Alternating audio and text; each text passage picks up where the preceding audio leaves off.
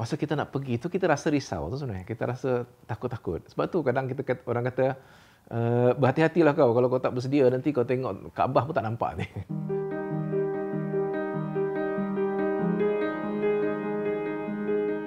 Bismillahirrahmanirrahim. Nama saya Haji Nicholas Sylvester alias Berry. Juga masa memeluk agama Islam mengambil nama Muhammad Abdullah sebagai menunjukkan kecintaan saya kepada Nabi Muhammad SAW. Memeluk agama Islam pada usia 18 tahun. Masa itu tahun pertama saya belajar di Amerika Syarikat dalam jurusan Agriculture Engineering di Arkansas State University. Saya memeluk agama Islam 9 hari selepas sampai di Amerika. Saya ingat saya memeluk agama Islam atas melihat kebenaran dan memikirkan mengenai dengan kebenaran. Bukan di alam mimpi lah, memang di alam nyata. Saya melihat bahawa agama Islam itu agama yang mengajarkan ajaran daripada Allah SWT. Saya menjadi yakin apabila melihat kepada amalan yang diamalkan oleh orang-orang Islam dan melihat kepada ajaran daripada agama saya yang dahulu. Dalam kitab yang saya baca, saya jumpa Islam dalam kitab itu.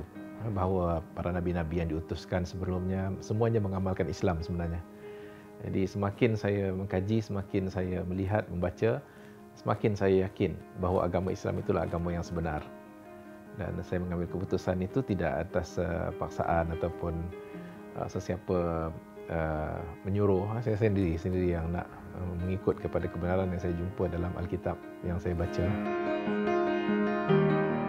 Keluarga mereka yakin dengan agama yang mereka pegang dan mereka sudah tentu merasa kecewa sebab anak yang dibesarkan dengan baik dalam agama asal itu memilih untuk memilih agama lain. Jadi mereka merasa kecewa dan mereka marah jugalah, marah yang saya memeluk agama Islam. Tetapi saya ada keyakinan lah kepada agama yang saya anuti, bahawa inilah satu progression yang natural, ataupun maknanya kalau seorang itu mengkaji kebenaran dia akan jumpa dan sepatutnya dia ikutlah untuk memeluk agama Islam. Saya di kalangan keluarga saya ada yang telah memeluk agama Islam. Yang nenek saya ada 3 orang yang saya tahu telah memeluk agama Islam.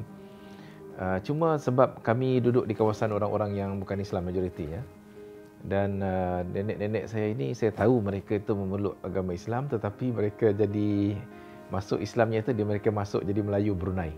Dia berkahwin, sebab berkahwin kan. Jadi bila dia kahwin masuk Islam tu dia pindah kepada kawasan orang-orang Melayu Brunei majoritinya. Jadi saya nampak Islam itu sebenarnya agak ini jugalah, maknanya apakah kalau saya masuk Islam ni saya kena jadi macam mereka, jadi orang Melayu kan. Jadi itu yang peringkat awalnya lah sebelum memeluk agama Islam tu.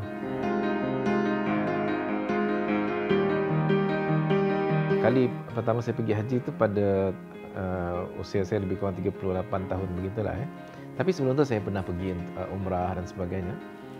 Jadi saya agak tahu juga, familiar juga dengan keadaan di sana. Tetapi dia lebih susah, haji ni dia lebih tough lagi lah sebab dia fizikal, memerlukan kepada kekuatan fizikal untuk melaksanakannya. Jadi alhamdulillah pergi pada usia yang muda, saya menikmati haji itulah. Mana haji yang pertama itu saya rasa satu pengalaman spiritual yang sangat tinggi lah.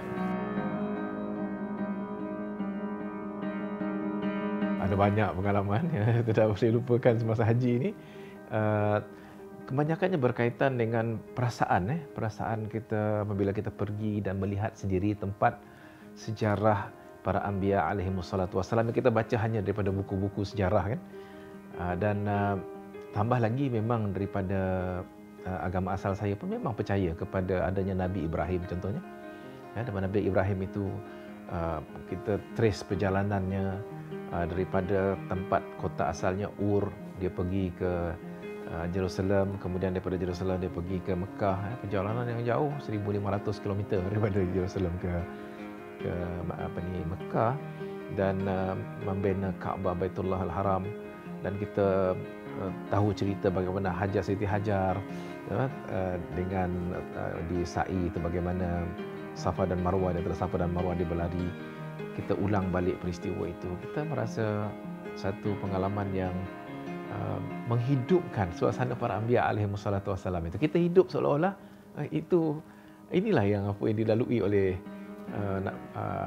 Nabi Ibrahim alaihissalam kan, dalam dia melihat kepada Kaabah yang dibina, dan makam Ibrahim tu ada di situ.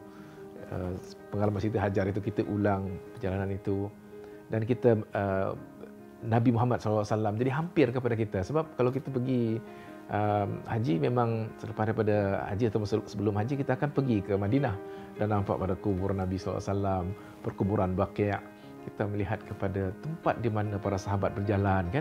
Jadi kita punya yang perasaan tu bertambah yakin. Inilah dia sebenarnya ajaran agama yang diturunkan oleh Allah SWT, dan orang-orang yang ikhlas boleh merasanya semula. Bagaimana pada saat diturunkan wahyu itu kepada Nabi Muhammad SAW, seolah-olah depan mata kita. Jadi bertambah yakin keimanan kita kepada Allah SWT.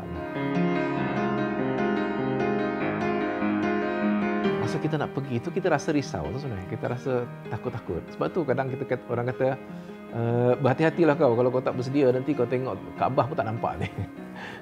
Dan memang kita risau kan. Ini memanglah kita tahu kita orang Islam, kita beriman, dan memang Allah SWT akan terima segala dengan segala kekurangan dan sebagainya. Tapi bila kita pergi kali pertama, kita nak tengok Kaabah tu kan, risau juga, nampak ke tak nampak kan. Tapi memang nampak, insya-Allah, alhamdulillah kan. Dan Allah SWT, kita berbaik sangka dengan Allah SWT. Maknanya kalau kita dah pergi tu, kita dah ikhlas, kita memang nak cari, nak dapatkan menambahkan hidayah pada diri kita. Kita nak Allah SWT mengampunkan dosa kita. Kita pergi dengan penuh tawaduk, rendah diri, dan dengan persediaan yang kita buat yang dengan persediaan spiritual kita kan. InsyaAllah kita akan dapati bahawa Allah SWT itu memang sebenarnya menerima taubat, mengampunkan dosa hamba-hambanya.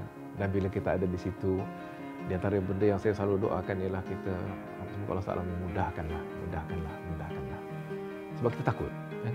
Ada mungkin amalan kita yang tak cukup, kita sangkut di mana-mana. Haji ni kan berapa hari panjang masanya, dan kita takut sangkut di mana-mana tu. Dan ini satu kebimbangan yang memang sepanjang-panjang. Tetapi alhamdulillah, bila dah habis tu kita rasa lega selega-leganya, bahawa insya-Allah lah, kita rasa Allah SWT Maha Pengasih, Maha Pengampun, Maha Penyayang, Maha menerima taubat hambanya, dan menerima amal-amal soleh yang kita lakukan sepanjang haji itu. Saya rasa begitu.